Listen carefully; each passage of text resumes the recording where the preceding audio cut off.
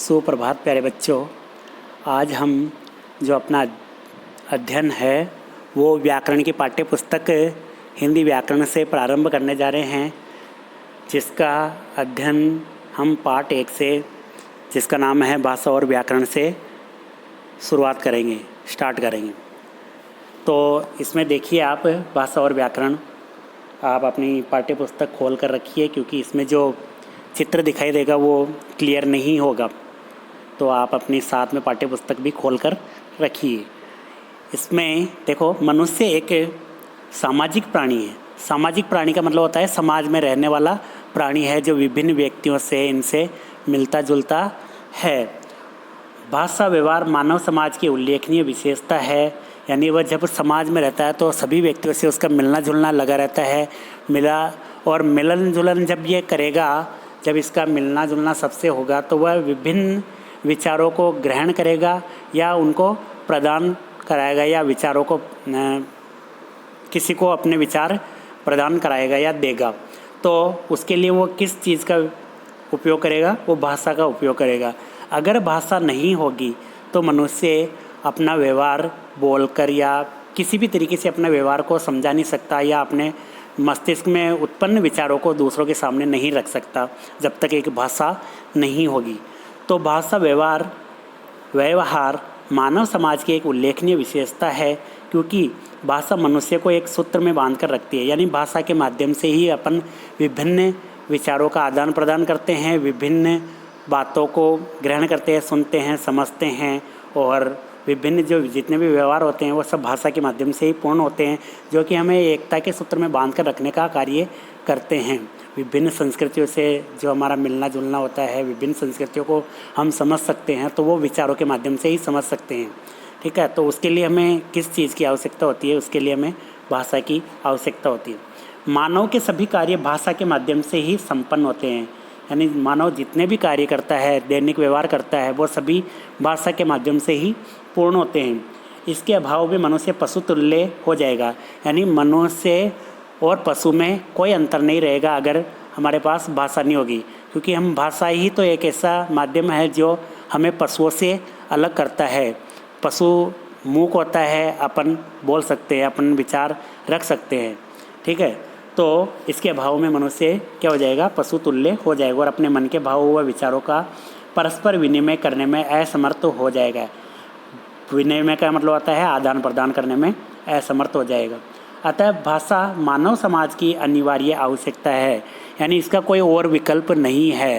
यानी भाषा तो सभी मनुष्य के लिए ज़रूरी है, ये अनिवार्य है। अनिवार्य का मतलब होता है जिसका निवारण नहीं किया जा सकता, यानी जिसको छोड़ा नहीं जा सकता, या जिसके जगह पर कोई दूसरी चीज़ नहीं अपनाई जा सकती। तो ये भाषा है हमारे विचारों का आदान प्रदान करने का एक सशक्त माध्यम है, और भाषा ही मानव समाज की अनिवार्य आवश्यकता है। भाषा के बिना वह व्यवहार नहीं कर सकता। भाषा शब्द की उत्पत्ति भाष धातु का मतलब होता है क्रिया का मूल रूप धातु कहलाता है। जैसे एक लड़ना एक क्रिया है, किससे बनी है? धातु से बनी है। कौन सी धातु? लड़ से बनी है। तो लड़ से लड़ना बनी है। तो उसी प्रकार भाषा जो बनी है वो भाष से बनी है, और इस भाष का अर्थ होता है कहना या बोलना या अपने विचार प्रकट करना, भाष कहलाता है। तो विचारों को प्रकट करने का जो एक माध्यम होता है वह भाषा कहलाती है। अब आगे देखिए, सामने दिए गए चित्र में 2 बच्चे अपने भाव और विचार बोलकर प्रकट कर रहे हैं। यानी दोनों बच्चे आपस में वार्तालाप कर रहे हैं, और वार्तालाप किस तरीके से कर रहे हैं? मौखिक माध्यम से वार्तालाप कर रहे हैं। इसके अतिरिक्त कभी कभी हम लिखकर और लिखे हुए को पढ़कर भी भावों व विचारों का आदान प्रदान करते हैं।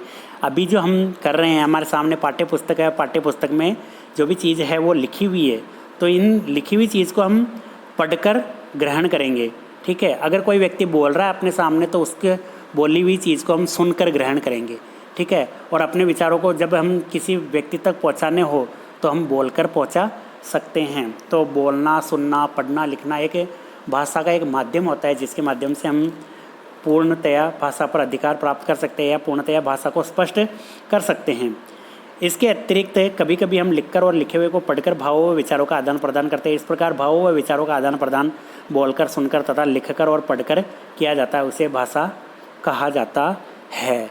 तो सबसे पहले जो हम भाषा का एक बिंदु जो प्रारंभ करते हैं वो शून्य से प्रारंभ करते हैं, क्योंकि बच्चा जब पैदा होता है तो सबसे पहले वह बोलना नहीं जानता है, वह सबसे पहले सुनता है। सुनने के बाद में वो अनुकरण करता है, अनुकरण के माध्यम से वह भाषा को सीखता है और उसके बाद में वह बोलना सीखता है। फिर विद्यालय में जाकर वह पढ़ना और लिखना सीखता है। विद्यालय एक अनौपचारिक केंद्र है शिक्षा का, जबकि अनौपचारिक शिक्षा तो मिलती है परिवार से, जबकि औपचारिक शिक्षा मिलती है कहाँ से? स्कूल से, विद्यालय से, कॉलेज से। इनको जो मतलब केंद्र माना जाता है वो औपचारिक केंद्र माना जाता है। भाषा वह साधन है जिसके माध्यम से मनुष्य अपने मन के भाव और विचारों का आदान प्रदान करता है। भाषा के रूप, भाषा के मुख्यतः दो रूप होते हैं, एक मौखिक भाषा और दूसरी लिखित भाषा। मौखिक भाषा जिसमें हम बोलकर व्यक्त करते हैं अपने विचारों को, जबकि लिखित भाषा जिसमें लिखकर विचारों को अभिव्यक्त किया जाता है। तो देखते हैं दोनों रूपों में। मौखिक भाषा, भाषा का वह रूप जिसके द्वारा व्यक्ति बोलकर तथा सुनकर अपने भावों और विचारों को आदान प्रदान करता हुआ है, मौखिक भाषा कहलाती है। यानी कोई भी व्यक्ति है अपने विचारों को जब वह प्रदान करेगा, आदान प्रदान करेगा, तो वह बोलकर या सुनकर जब भी वह ग्रहण करेगा या प्रदान करेगा तो वह मौखिक भाषा कहलाएगी। मौखिक रूप ही भाषा का मूल रूप है। यानी मूल रूप हम पूरे दिन भर में जो व्यवहार करते हैं, दैनिक व्यवहार करते हैं, वो किस में करते हैं? हम मौखिक रूप में ही करते हैं। तो ये मूल रूप क्या कहलाता है? मौखिक रूप ही मूल रूप कहलाता है भाषा का। अपने आसपास के परिवेश से बच्चा बिना प्रयास के जो भाषा सीख जाता है वह भाषा का मौखिक रूप है। इसको हम सुनकर ग्रहण करते हैं, ये भाषा की बोलचाल का रूप है। भाषा का यही रूप सबसे अधिक स्वाभाविक और व्यापक होता है। इसके बारे में हम पिछली कक्षा में अध्ययन कर चुके हैं। पिछली बार जो अपन ने अध्ययन किया था शायद सैटरडे या फ्राइडे क्लास में, उसमें हमने इनके बारे में जानकारी ली थी। लिखित भाषा, भाषा का वह रूप जिसके द्वारा व्यक्ति लिखकर तथा पढ़कर अपने भाव व विचारों का आदान प्रदान करता हुआ लिखित भाषा कहलाती है। उच्चरित भाषा की ध्वनियों को लिखित चिन्हों द्वारा प्रकट करने में लिखित भाषा बनती है। उच्चरित ध्वनियाँ, उच्चरित का मतलब होता है जिसका उच्चारण कर सकते हैं, जिसको हम बोल सकते हैं। तो जब हम इसको लिखित रूप दे देते हैं तो ये लिखित भाषा हो जाती है, जबकि हम इसको केवल बोलकर ही प्रकट करते हैं तो ये मौखिक भाषा कहलाती है। तो उच्चरित भाषा की ध्वनियों को लिखित चिन्हों द्वारा प्रकट करने से लिखित भाषा बनती है। भाषा के इस रूप को सीखने के लिए प्रयत्न और अभ्यास की आवश्यकता होती है। हमें बिना प्रयास के हम किसी भी चीज़ को या किसी भी भाषा को न तो समझ सकते हैं न सुन सकते हैं। सुन तो सकते हैं लेकिन उसको समझ नहीं सकते। तो इसके लिए प्रयत्न और अभ्यास की आवश्यकता होती है, क्योंकि बिना अभ्यास के हम नहीं सीख सकते। लिखित भाषा भाषा का स्थायी रूप है जिसे हम अपने भाव और विचारों को आने वाली पीढ़ियों के लिए सुरक्षित रख सकते हैं। जिस प्रकार ये पाठ्य पुस्तक है, अभी ये हम बोले हुए विचार तो केवल हमारे मस्तिष्क में 15 मिनट या आधे घंटे या 2 दिन 5 दिन तक रह सकते हैं, और वो भी कुछ ही विचार हमारे मस्तिष्क में रह सकते हैं। लेकिन लिखी हुई चीज़ वो जीवन भर या फिर कई सालों तक, कई वर्षों तक, कई मतलब युगों तक वो रह सकती है। तो इनको अगर स्थायी रूप से रखना होता है तो ये लिखित रूप में ही मतलब ज़्यादा संभव है कि ये लिखित रूप में ज़्यादा समय तक टिक सकती है। तो क्या बताया, लिखित भाषा का स्थायी रूप है जिससे हम अपने भाव और विचारों को आने वाली पीढ़ियों के लिए सुरक्षित रख सकते हैं। इसके द्वारा हम ज्ञान का संचय करते हैं। संचय का मतलब इकट्ठा करते हैं, यानी जो पूर्ण ज्ञान है उसका संचय हम लिखित भाषा के माध्यम से कर सकते हैं।